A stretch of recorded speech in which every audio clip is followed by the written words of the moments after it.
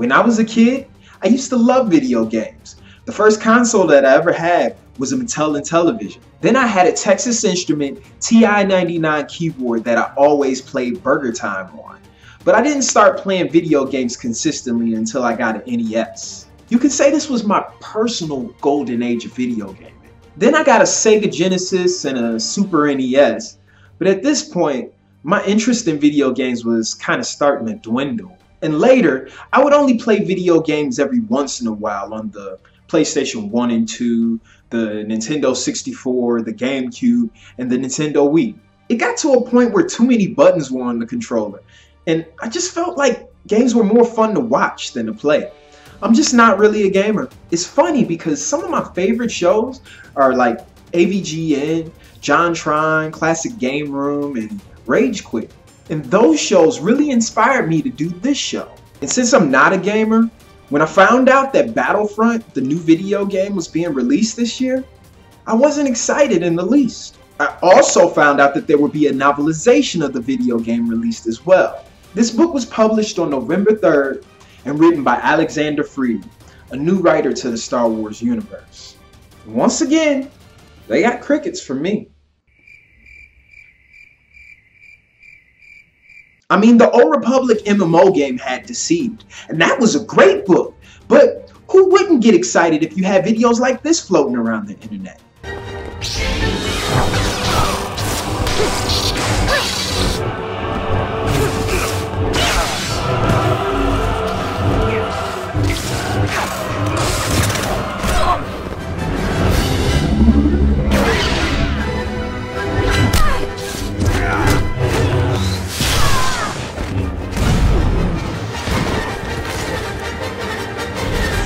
That was fucking awesome. But this is what I saw with Battlefront. It is unavoidable. We will witness the destruction of the Alliance and the end of this insignificant rebellion. Soldiers of the Rebel Alliance, this is our most desperate hour. You are our only hope.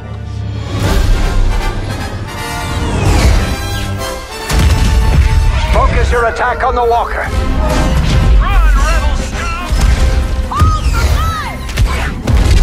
scum! I mean, it's okay, but it doesn't make me excited to want to learn more about it. To be completely honest, I actually thought about skipping this book, but I couldn't let you guys down. Yeah, it's kind of pointless to have a channel where I do Star Wars adult novel reviews, and I only do novels that I'm interested in. So I went ahead and bought the audiobook, and to my surprise, I found out it was read by one of my favorite narrators, Jonathan Davis. He has a long list of Star Wars book narrations that I love. So now I'm starting to get a little excited. So let's start with the likes. 1. Ivari Chalice. She's one of the main characters in this book, and it's really hard to tell whose side she's really on, but as the story goes, she's an imperial governor who's defected to the rebellion. And I really love how much complexity she brings to this whole entire story. 2. Nien Nunb. I hope I'm saying that right. Nien Nunb. Nien Nunb. Yeah, you know him as the Sullustan co-pilot of Lando Calrissian during the Battle of Endor. And I think it's great to get some backstory on this guy because I have a feeling that we're going to be seeing a little bit more of him in Episode 7, The Force Awakens. 3. Vader. Oh, when Vader shows up, you definitely know that something horrifying is about to go down. And in this case, he shows up during the Battle of Hoth. And he's definitely not fucking around here. Now let's talk about the dislikes. Yeah, I have a lot. And for the sake of keeping this video short, I'm just gonna stick with the ones that bothered me the most. 1. The This book is so fucking boring.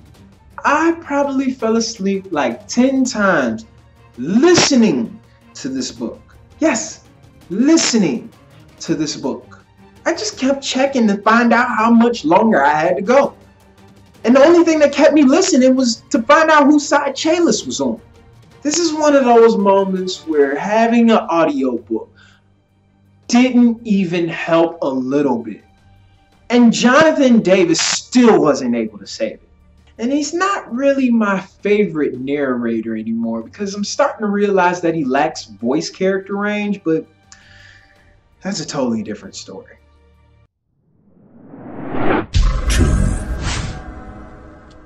It's way too many characters to follow.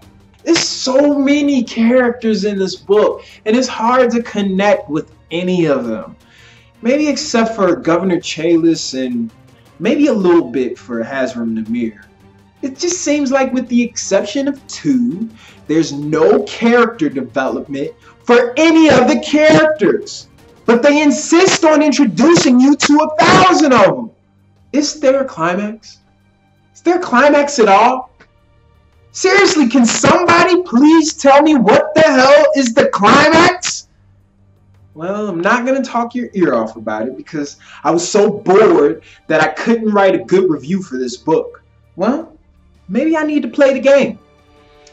But the only console that I own is the Sega Genesis, and the only game that I have to play on it is Streets of Rage 2. So in other words, that shit ain't happening.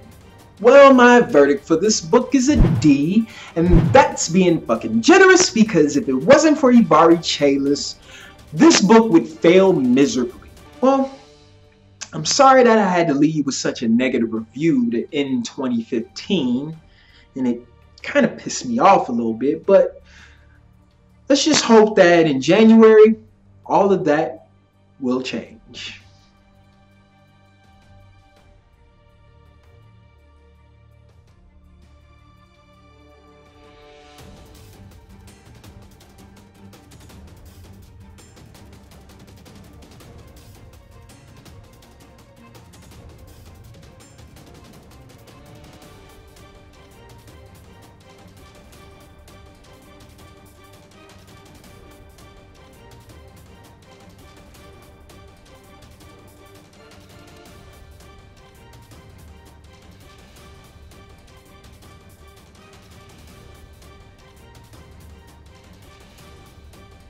You guys can't see me scratching right now.